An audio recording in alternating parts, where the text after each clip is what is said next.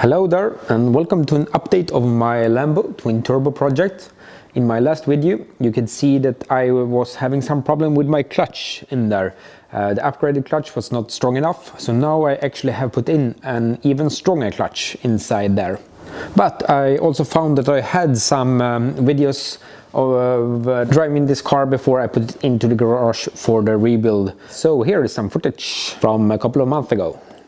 Okay, car is tuned on gasoline, street tune. So I'm removing some gasoline here.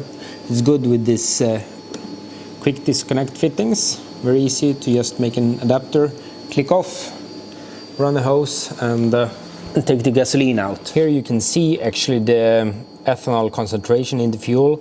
It's about 6%, 5.8 there. That is 98 octane fuel, and so there is some ethanol in that. We'll see how much it will be when I fill it with ethanol. And here also you can see the oil level.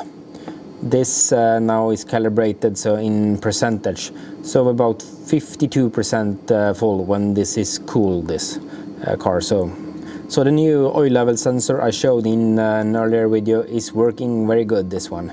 This one I have not been tampering with. I will now start the car with some ED5 and see what's happening here. Ethanol percentage goes quickly up. How is the lambda reading? It's not on yet, but RPM is fine. From purely gasoline to E85, this is the VE table, volumetric efficiency. It's not ready yet, but it's fairly okay on the low boost here. Low loads with the camshafts as they are now, not good. So I have done no adjustments at all to the fueling, except it knows that it's E85 now, so it says 68%. And lambda reading, lambda sensors is on here. You can see the aim is lambda 1, and it is pretty damn close to lambda 1 from gasoline to E85. A little bit erratic reading there. Hopefully it will be better, but you can see it's here. You have the scale, so it's pretty close to 1 there. That's cool. A little bit less than half tank. If I do a little bit driving and more, I will put some more 85 in there, and this number will bump up. Alright, I just fueled up here in a rainy Askersund, and we have fuel composition 68. Let's turn on and see if it will be higher, hopefully.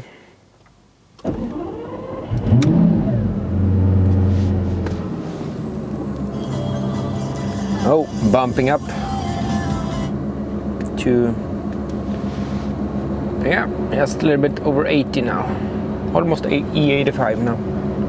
And if you've been seeing this intercooler spray pump, it's not the intercooler spray, it's the pump for the intercooler. Nice late summer night drive here. Temperature is still 18.5 and it's getting late. So yeah, the date is not the correct one here. And yeah, I just need to take a break. Stop by here. Yeah. Open the hatch here, the trunk. Yeah, just need to take a little break here.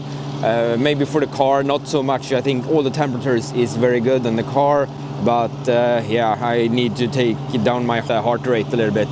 This car, even though it's not that much power right now, it's very good on the cornering road. Yeah, not much to see, everything working. Really good.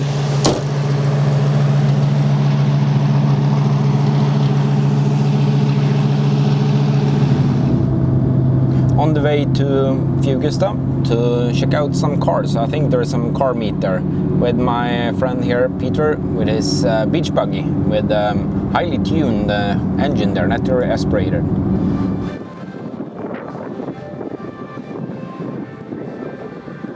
Car event here now, but it starts raining, so we better go home.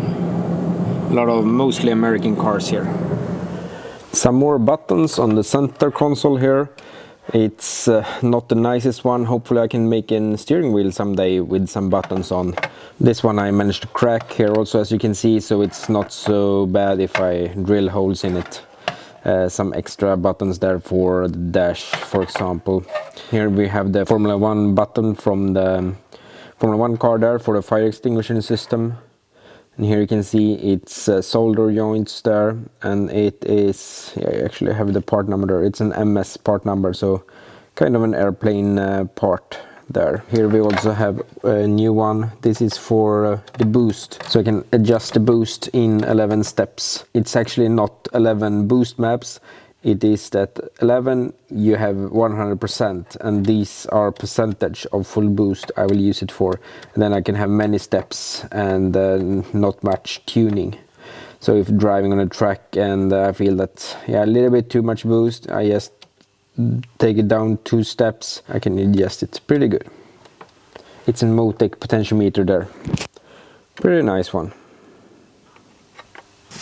One negative thing with driving this car so much this year is you have to wash it a lot of times. Not been washing this car so much since I lived in Dubai, and usually in Dubai you can buy a very cheap car wash. Not that cheap in Sweden, and nobody here nearby in the woods.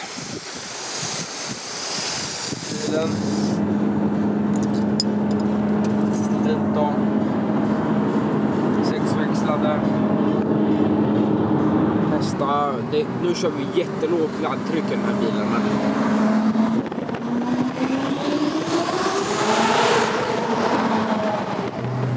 Grönt, de kör där, Marke kör här, alla kör.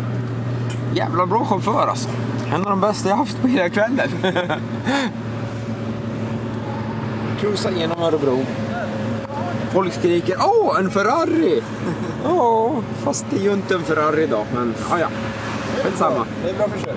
Bra försök. I'm removing the gearbox right now, and the gearbox, it's under all this parts here.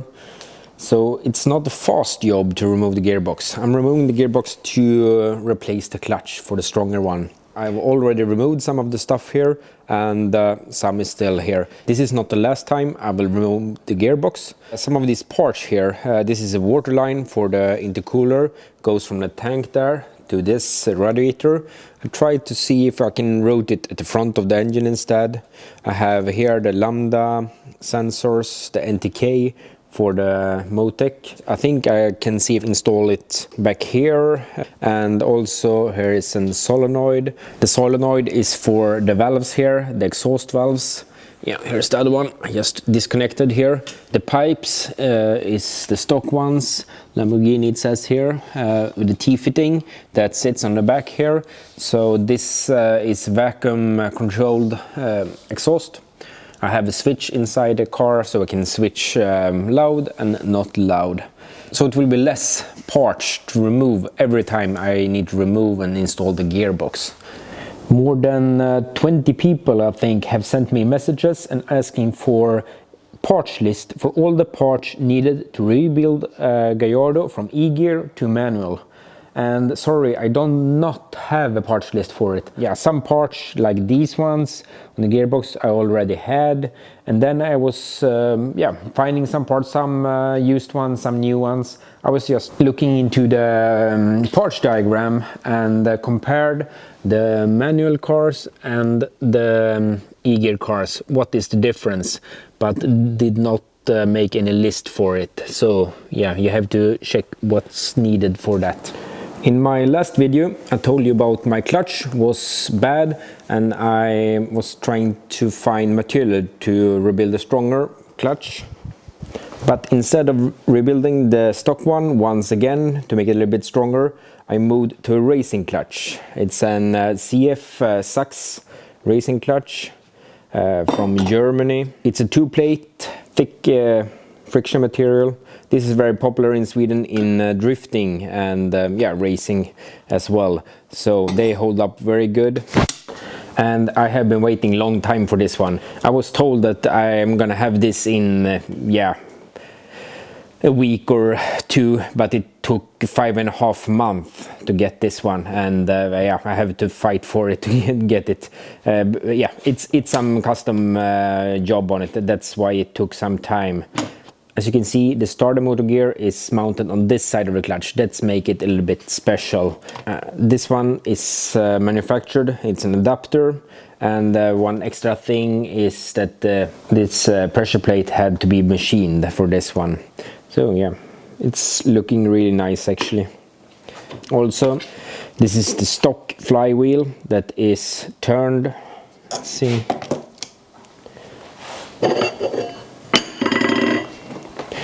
Yeah, so it's an separate friction material here for it. So it's the stock one just turned down, and this inside there should take 1 day to make this one, and this one should take 1 week. But yeah, now almost half a year later, I finally got it. But it was some circumstances behind everything, so yeah. Always, whatever I do with this Lamborghini, it takes a long time. And this is made same principle. Here is a 7/4 inch clutch, racing clutch for the Gallardo that I'm going to use for my Volvo here. And yeah, same principle with this adapter for the starter gear. Okay, let's install this one and see how it goes. I'm a little bit not sure if this one will work good, if it will hold the power definitely, but if it will be street able enough to drive it. I hope so. It is possible to put organic discs in this one as well, so we'll see. Also, there was some special needed to make special adapter to make to be able to balance this one as well. So the clutch did not fit. First, the clutch release ring that was included was not the correct one, so I ordered a new one from saxperformance.com from Germany, and it was delivered really fast, actually faster than what I get answer of email of this Swedish company I bought the clutch from when I told that it was wrong. So in the future I will absolutely buy all of my clutch Sax parts directly from Germany and not in Sweden, because I had so much problem. And also the starter ring was not at the original location, it was a little bit further out, a couple of millimeters, and I did not like that. Even though I have sent an original clutch to the guys that made this one for me, it was not correct. So I turned it down so I have it in the exact same position, so it will not be any problems in the future when starting the car. Not a big problem to fix, but paying that much, you hope that it should fit directly. By the way, I got a lot of messages with people having the same kind of problems with this company, so I hope they can be better in the future and not promise more than they can deliver. Machining down the adapter here, so the starter gear will be in the correct place. Let's see if it's... I think it's fine now. Putting the car together here, and I'm installing a new catch can for the oil. It's a Nuke catch can made in Sweden here. A very nice one in carbon fiber. This is a brand new product from Nuke. They have been doing catch cans for a couple of years, but never in this carbon fiber. And when I saw this one, I thought it will match really good with this carbon fiber to the Superleggera carbon fiber of this car. Don't you think? So, lightweight one, very nice. It is in plug here, this one from the beginning, and they also sell a kit, catch can drain kit, with this little valve so you can open and drain it, and also some of this plastic line. So that's a good thing. My old catch can is this one, filthy. It's an Moroso, American one, that have been installed back here. That one also had a valve in the bottom there, so that's a good thing to drain it. And but this one actually cracked. You can see the plastic molding here. It cracked, so I just repaired it with an worm clamp there, hose clamp. So yeah, I think usually when you drive with E85 you get some water or E85 in the oil, so always good to drain it. Here we have the oil tank. This one I did in Dubai, I think, so it has -12 line over there. Usually it's just a hose that goes up here and then into the intake. So all Gallardos I've seen, this one left hand intake plenum, it's always full of oil, because these I think the separation in the oil tank here is maybe not the best one, so they're always burning a little bit oil from the ventilation, oil ventilation. The old catch can I have installed the back here, so it was not possible to see that one. Maybe I will install it there, but it would be nice to have it somewhere where you can see it, like here for example. But maybe somewhere here on the side, but it's a little bit tight, so I think it will be down here. And by the way, there's some different fittings in here. So you can have double inputs and output here now. It's a filter inside of these ones, pretty big filter, and you can have it open. I think I'm gonna have this one open, or you can have return. I actually have one of these on my daily driver Volvo here. It's not the carbon fiber one, it's the normal aluminum one. There's different sizes of these ones, Nukes, and this one have, it has a return to inlet of the turbo. And all of these catch cans, they have a dipstick, so you can check the oil level here, if it's filling up or not. This one looks to be dry, so yeah, very good. And if you want to buy this fine piece, you can buy it from your local Nuke performance dealer if you have one, or I will also put the link in the description below here, where you can buy it from BGP Race, my company. Alright, the catch can is installed in here behind the wheel, so we will not see it anymore. I have the valve over here, so I can drain it, and I will put it will be put inside of this inner fender here. I've moved some of the hoses and stuff that is back here. One of the water lines that goes from this, maybe you can see here, water line from this little radiator there. It goes on the front of the engine now, over there, into the tank. So we have a 90 degrees bend forward there, so I had to make it a little bit longer, but that's good, then I don't need to remove it or disconnect it every time I remove the back of the car. By the way, for covers here to cover up the fenders when working, I usually use these ones. They are from IKEA. It's I think they cost 19 crowns, that's less than $2 each, so good to use it for a little while and then throw it away. So it's soft and protecting the car here. Also some of the lines here for the exhaust valves there, now I removed it and made it fixed to the chassis instead. Almost finished here. I will install the solenoid in here, and if you can see here, I do not drill anywhere in the car. The chassis is still the stock one everywhere, so the chassis is not destroyed in some way. And I just, with some epoxy, glue these on. I will put tie wraps to these, to the solenoid, to install it. And these are Thomas & Betts. This is actually what you find in Formula 1 cars for the carbon fiber monocoque. Everywhere where they're gonna install wires and stuff like that, they put these ones on, glue them on, and then attach a lot of things there. So these are very good, very simple, very lightweight, but yeah, they're used in airplanes, they're used in Formula 1 cars, and on my Lamborghini here. Alright, I'm test driving the new clutch, and it's actually working a little bit better than I thought. It's possible to just creep if you want. So that's a good thing. It's actually a little bit better than I thought. The first gear is a little bit long on this older gearbox I have in it now, but yeah, it feels good.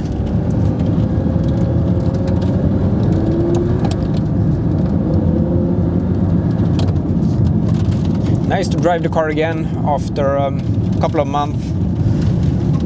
Yeah, it's still winter, no snow though, so I have to wait. By the way, I don't know if I have told you, but I have no warnings anymore on the dash from the Gearbox because I did reprogram the instrument cluster here to a manual car. It is possible, I think 2 ways to reprogram this one. You can, with some simple software you can download from the internet. It is the same instrument like a Vox. Then you can go in and reprogram it. And but I did it with my Lamborghini computer.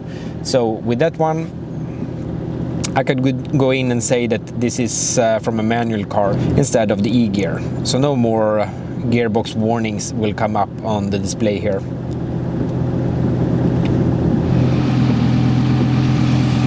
Maybe I can hear a small sound of the throughout bearing when pushing the clutch, but yeah, a little bit more than stock, but it's still very good. Alright, a little bit more driving here in the night, and I think the clutch is actually a little bit more aggressive after a little bit of driving. It was better in the beginning. Always some tuning here on the Motec. I had some problem sometimes that the throttle servo aim and position was a little bit too far from each other, so it triggered a fault there. So now I changed some of the PID parameters of the throttle bodies, a lot of parameters for that one, and now it's working better, I think.